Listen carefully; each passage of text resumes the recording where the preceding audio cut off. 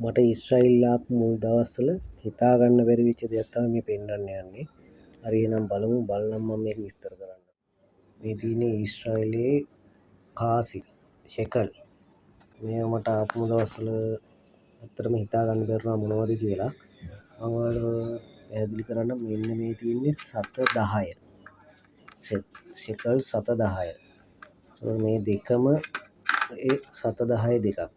මේක ඇවිල්ලා 7 භාගි. කියන්නේ අපි 750 කියන්නේ. එන්නේ වගේ. එතකොට මේකෙන් 5ක් තමයි මේ. එතකොට මේකෙන් දෙකක් තමයි මෙන්න මේ ෂෙකල් 1. මේ තියෙන්නේ. මේක ෂෙකල් 1.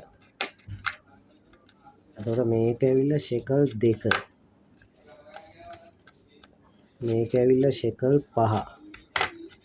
තියෙන්නේ ෂෙකල් 5. මේ තියෙන්නේ ෂෙකල් 10.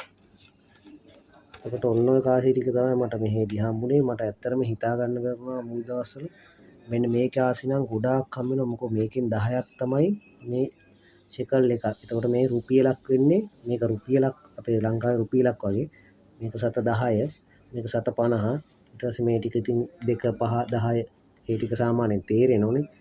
එතකොට මේකයි අතර පොඩි ප්‍රශ්නයක් ආවා. මේක 10 මේක 10 කියන්නේ මොකක්ද කියලා.